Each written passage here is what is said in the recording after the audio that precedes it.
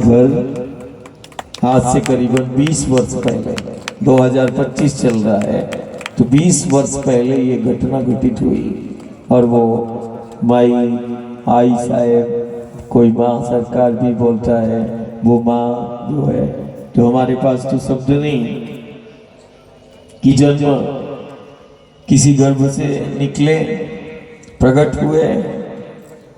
लेकिन इसमें भी कोई संदेह नहीं कि अमरकंटक वाली तो हमने सुना है, लेकिन उसने अपने कंठ के स्वर से जिसको प्रकट किया और जिसको अपने आंचल में, आंगन में पाला, 2:30 बजे रात में भी बच्चा यदि भूखा यदि रहता है, तो ये आई ने मुझे 2:30 बजे 3 बजे रात में गरम गरम रोटी जरूर खिलाई है।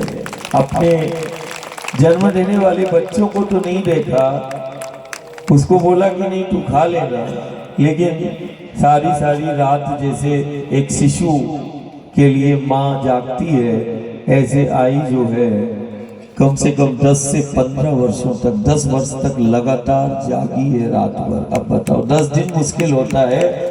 जिस मूर्ति को तुम देख रहे हो वो मूर्ति 1 दशक रात्रि में उसने विश्राम नहीं किया। क्यों? कारण नवजात शिशु यदि गोद में है और नवजात शिशु की यदि माँ के साथ में है, तो क्या मालूम बच्चा 2:30 बजे रात में उठ जाए, 3 बजे उठ जाए, लेकिन 2:30 बजे हो, 3 बजे हो, सुबह 4 बजे हो, वो निकल जाए। अब दरवाजा खुला है तो बच्चा 4 बजे भी निकल सकता है, 3 बजे भी निकल सकता है। तो आई ऐसी रहती थी कि अब 3:30 बजे भी निकलना, 3 बजे भी निकलना, तो वो सब कुछ छोड़ छाड़ के मेरे साथ सिद्ध घाट आ जाती थी, माँ के द्वार पर आ जाती थी कि नहीं, और बाहर से ताला भी लगा देती थी। अभी बाबा भी नीचे बैठे हुए, उनको भी समझ में नहीं आता था, अरे आई कहाँ चली गई। तो वो कभी 3 बजे 3:30 बजे, अब खुला, अब हमारा नवजात शिशु व्रत थी, तो 2 बजे 2:30 बजे बच्चा रोने लगे तो माँ क्या करेगी? 2:30, अब सुबह का इंतजार तो करेगी नहीं, वो 2:30 बजे 3 बजे उसको आहार कराएगी। ऐसे ही 10 वर्षों तक लगातार, 10 दिन हमारे जैसे पागलों को रखना कठिन हो जाता है। कल्पना करो, जिसने 10 वर्ष तक, और कोई पता नहीं कहां से आया, क्या किया, कुछ भी नहीं, आगे पीछे का कोई हिसाब किताब नहीं, कहां से आया क्या है, बस बैठ गए। और 10 वर्षों तक वो सोई नहीं, 2:30 बजे रात में उठ जाए, 3 बजे रात में उठ जाए, ऐसा। और फिर इसके बाद कोई मान लो आ जाता है, तो घर में एक बार यदि कोई आ जाए, मेहमान आ जाए, अतिथि 5-10 लोग आ जाए, तो उसकी प्रसादी और उसकी, तो जिसको विज्ञान ने, चिकित्सा जगत ने बोला कि आप इसको वापस ले जाएं घर परिवार को, मुंबई से टाटा मेमोरियल हॉस्पिटल से, बोले कि अब जितना है जो भी होगा आप घर ले जाएं। परिवार ने भी सोचा कि अब बच्चों का क्या होगा, घर का क्या होगा, तो परिवार भी वहां से लेकर आ गया। और फिर एक और ताई जो आई से बड़ी थी, उसने भी सार्क, मनकुंवर भाई कॉलेज यहाँ पर है, वो प्रोफेसर है, डॉक्टर रीना गरे, और वो माँ को जो है गाड़ी चला के सिद्ध घाट ले जाया करती थी। आज उसकी भी हमें याद आई। तो वो ताई एक ऐसी नारी शक्ति के रूप में है, जिसने उस समय पर जब बच्चियों को पढ़ाना मुश्किल होता था 40-50 साल पहले, कि अरे लड़कियों को क्या पढ़ाना, उस समय पर ताई ने सार्क देशों पर PhD किया और इकोनॉमिक्स, अर्थशास्त्र में अपनी जीवंतता को रखा। तो वो माँ के आई के साथ रहती थी वो ताई, तो ताई गाड़ी चलाती थी, आई को बिठालती थी, और आई जहाँ बोलती थी जिस घाट पर, वो कॉलेज के बाद ताई जो है आई को लेकर, माई को लेकर वहां पहुंच जाती थी। ये स्थिति है। तो कभी कभी जब महाराष्ट्र का कोई परिवार हमारे पास आता है और महाराष्ट्र जुटता है तो हमें ऐसा लगता है चलो आई की तो सेवा नहीं कर पाए, महाराष्ट्र की ही सेवा कर लेते हैं, है ना। कारण मध्य प्रदेश में एक माँ हुई जिसने जन्म दिया, महाराष्ट्र ने पालन पोषण किया। गुजरात का भी हम बताएंगे, गुजरात कोई भी ऐसा जाति पंथ नहीं है जिसके द्वार पर जिसने रखा ना हो, सबने रखा।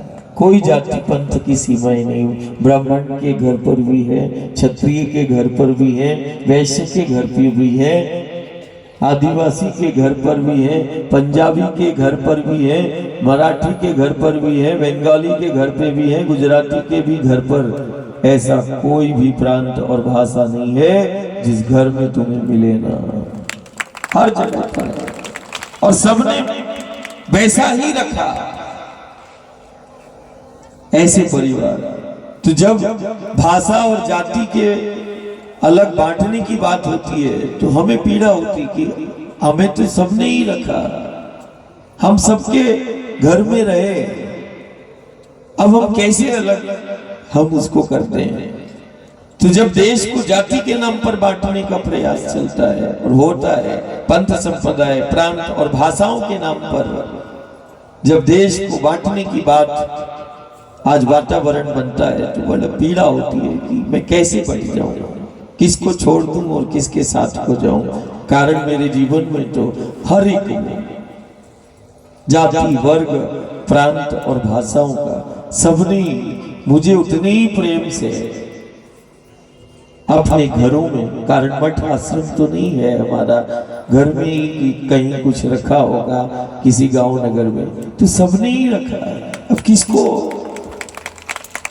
इसीलिए मौन को तोड़ना पड़ा कि जो बांटने की बात कर रहा है इसका मतलब वो जानता नहीं है। देश को बांटने की बात जाति के नाम पर, प्रांत के नाम पर, भाषाओं के नाम पर हम ना बांटे। हम जाने अपने धर्म और संस्कृति को, हम जाने अपनी माटी को, हम जाने अपने उस देश को, जिस देश और माटी को हम माँ कहते हैं। हम सब की पहचान तो वो देश और माटी ही है ना, जाति नहीं है। जाति से अस्तित्व नहीं है, माटी से हमारा अस्तित्व है। तो ये तो इस बार भी जन्म लेने के बाद हमारे जीवन के बहुत सारे अनुभव हैं जो कि हम बाल्यकाल से ही देख रहे हैं। हमने कोई साधना तो नहीं किया, लेकिन हमने घर परिवार को और गांव नगर को बहुत ही निकटता से हमने घर के अंदर रहकर देखा है। हम मठ और आश्रमों में तो नहीं पढ़े लिखे, लेकिन हमने घर और गांव में हमने उसको जिया है, उस हर रिश्ते को जिया है, उस हर घर और गांव को हम जीने का प्रयास आज भी करते हैं।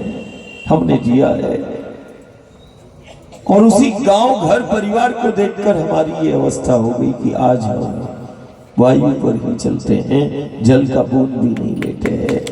कारण घर परिवार के लिए, और उस कारण क्या बनी, वो शक्ति, वो माँ, वो धरा हो, चाहे धेनु हो और चाहे वो नदियों के रूप में जो दुनिया देख रही हमारे लिए, तो वो शक्तियां हैं कि कहीं ना कहीं घर परिवार इन शक्तियों का एहसास, शक्तियों का बोध और इन शक्तियों का दर्शन करे और इन शक्तियों की निकटता में, जिसको धरती कहते हैं, जिसको गौ कहते हैं, जिसको प्रकृति कहते हैं, पेड़ पहाड़ कहते हैं, इन पेड़ पहाड़ों में वो अपनी शक्ति का दर्शन करे और इनकी निकटता में सबसे बेहतर अपने जीवन को भी जिए और अपने गांव नगर समाज और राष्ट्र को भी संक्रमण और आपदाओं से मुक्त करे।